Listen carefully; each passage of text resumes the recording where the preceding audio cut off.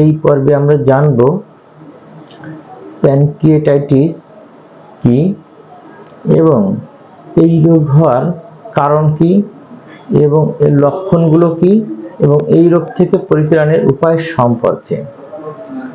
Pancreatitis হলো আমাদের যে অগ্ন্যাশয় আছে, এই অগ্ন্যাশয়ে খাবার হজম করে। এখানে যে এনজাইম আছে বা যে রক্ত আছে, এর মাঝে যে ইনসুলিন তৈরি করে, এইটা হচ্ছে সাধারণত আপনার অগ্ন্যাশয়।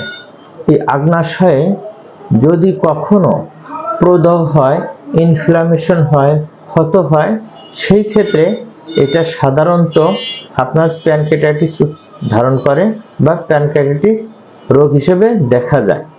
তো এই প্যানক্রিয়াটাইটিস হওয়ার বিভিন্ন ধরনের কারণ আছে, যে কারণের ভিতরে দেখা যাচ্ছে যে আপনার অ্যালকোহল যদি আপনি পান করেন বা অতিরিক্ত ধূমপান করেন, সেই ক্ষেত্রে আপনার কিন্তু প্যানক্রিয়াটাইটিস হওয়ার সম্ভাবনা বেশি থাকবে। আবার অনেক সময় দেখা যাচ্ছে যে আপনার গল ব্লাডার স্টোন অর্থাৎ পিত্তথলিতে পাথর হলে বা প্যানক্রিয়াসের সাইডে যদি আপনার পাথর হয়, সেই ক্ষেত্রে কিন্তু আপনার প্যানক্রিয়াটাইটিসের সমস্যা দেখা দিতে পারে। রক্তে যদি অতিরিক্ত চর্বি থাকে, সেই ক্ষেত্রে আপনার প্যানক্রিয়াটাইটিসের সমস্যা দেখা দিতে পারে।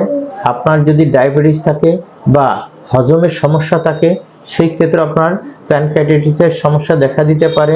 তাছাড়া দেখা যাচ্ছে যে আপনার অতিরিক্ত ওষুধের সেবনের ফলে বিভিন্ন ধরনের পার্শ্ব প্রতিক্রিয়া স্বরূপ আপনার কিন্তু এই প্যানক্রিয়াটাইটিসের সমস্যা আপনার হতে পারে।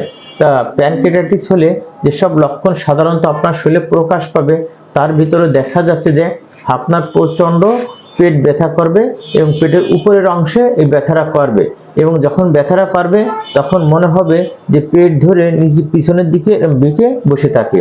আবার অনেক সময় এই ব্যথাটা দেখা যাচ্ছে পেট থেকে পিছনের দিকে চলে যেতে পারে বা পিছনের পাঁজরের দিকে আপনার এই ব্যথাটা করতে পারে।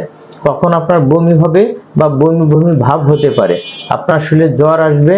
আপনার দেখা যাচ্ছে যে এই ব্যথাটা যখন হবে, তখন আপনি ব্যথার যন্ত্রণায় ঢাক গড়াগড়ি খাবেন।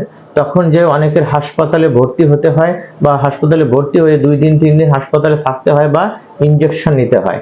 দেখা যাচ্ছে যে অনেক সময় এই ব্যথার যন্ত্রণায় রোগী অস্থির হয়ে পড়ে।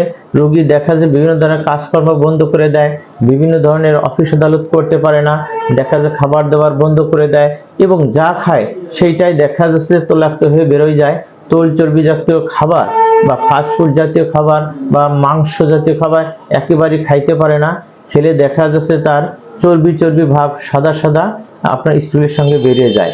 টয়লেট কখনো মিউকাস যায়, কখনো দেখা যাচ্ছে যে পিচ্ছিল পিচ্ছিল পদার্থ চলে যাবে, শরীর দুর্বল হয়ে যাবে, ক্লান্ত হয়ে যাবে, আপনার জিহ্বায় এক ধরনের ময়লা পড়ে যাবে, গাল কষকষ হয়ে যাবে, দুর্গন্ধ আসতে পারে, ডায়াবেটিসের মাত্রা অনেকে বেড়ে যেতে পারে, আবার অনেকের সহনীয় পর্যায়ে থাকতে পারে। দেখা যাচ্ছে যে শরীর দুর্বল হয়ে যাবে, খাবারের রুচি কমে যাবে, এক পর্যায়ে রোগীর অবস্থা খুব জটিল থেকে জটিলতার দিকে চলে যাবে এবং সে মানসিকভাবে একেবারে ভেঙে পড়বে। তখন দ্রুত অ্যালোপ্যাথি চিকিৎসকের নিকট চলে যায় ও সেখানে যে চিকিৎসা নেয়, দেখা যাচ্ছে ইনজেকশন নেয় ব্যথার জন্য। তো এইটাই কিন্তু তার আদৌ স্থায়ী ট্রিটমেন্ট না। অনেকে প্যানক্রিয়াটাইটিস হলে দেখা অনেকে অপারেশন করে, অপারেশন করলে সঠিক সমাধান না, 2 বা 3 বার অপারেশন করে আরো জটিল থেকে জটিলতার দিকে চলে গেছে। আমাদের হোমিওপ্যাথি চিকিৎসা হচ্ছে একটা নিরাপদ চিকিৎসা। এই চিকিৎসায় নিলে আল্লাহর রহমতে কোনো পার্শ্ব প্রতিক্রিয়া ছাড়া আপনি স্থায়ীভাবে আশা করি সুস্থ হয়ে যাবেন।